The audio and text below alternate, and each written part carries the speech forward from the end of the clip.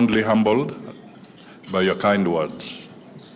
I am also aware that a number of you have sought one-on-one meetings with me. We are addressing your requests, and I expect to honor them in the shortest time possible.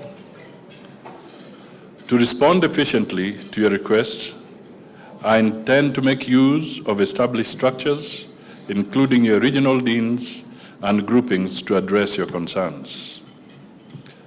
I want to assure you that the ministry will continue to engage with members of the diplomatic corps on a regular basis, cognizant of the fact that an open channel of communication and regular exchanges of ideas are crucial to creating trust amongst friends.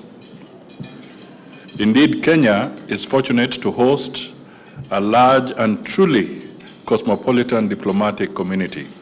As you may know, we are home to 93 resident embassies and high commissions, 40 consulates, as well as 40 non-resident embassies and high commissions. We also proudly host the only United Nations headquarters in the entire Global South, in addition to 47 offices of UN agencies, as well as 113 international organizations. We are proud of the vibrancy and color that you all bring to the city of Nairobi. Your Excellencies, His Excellency President William Ruto's philosophy and ethos are geared towards accelerating the realization of the bottom-up economic transformation, better, in Kenya.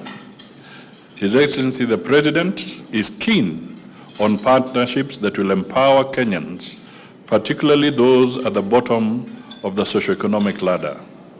In this regard, our main focus is on strategic initiatives that will contribute to economic growth, job creation, food security, and sustained poverty reduction.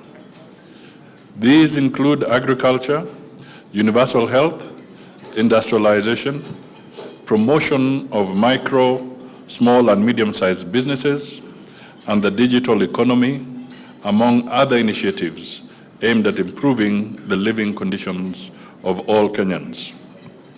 We believe in the power of partnerships and count on the friendship and collaboration of all our development partners for the realization of the bottom-up economic transformation agenda.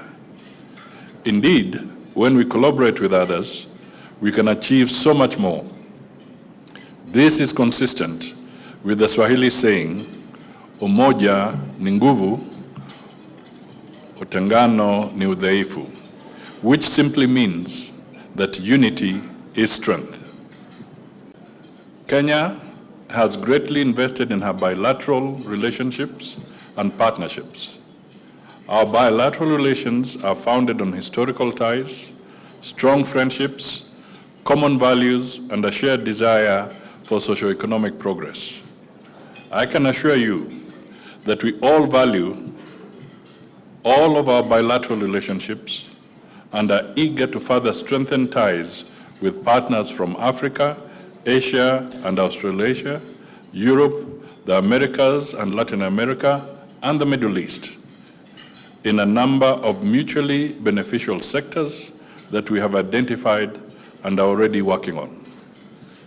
To reap tangible benefits, we need to fully implement the Memoranda of Understanding and bilateral agreements that we have signed with one another. In addition, we need to explore new areas of collaboration in keeping with global trends and the evolving needs of our respective peoples. As the central coordinator of Kenya's foreign policy, the ministry remains keen on maintaining regular contact with our partners and engaging in consultations on issues of shared interest. As the Cabinet Secretary responsible for diaspora affairs, I note with satisfaction that the Kenyan diaspora is increasingly becoming an important part of your country's socio-economic fabric. Our people have invested their skills, knowledge, and expertise in medicine, science, academia, and in other sectors of your economies. Most of these Kenyans consider your countries their second home.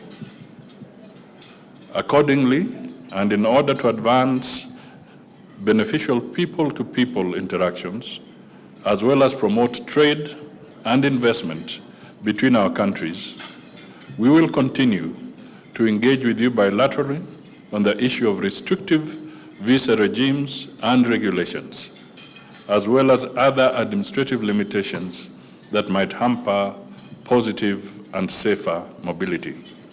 Excellencies, Kenya aspires to strengthen its economic diplomacy in order to increase economic opportunities for our people. We are delighted to be a pilot nation for the Africa Continental Free Trade Agreement, the world's largest free trade zone with a population of 1.2 billion people and a GDP of $3 trillion US. As you are aware, Kenya sits at the confluence of three important regions of Africa: the Horn, the East African Community, and the Great Lakes region, thus becoming an important gateway to the rest of the continent.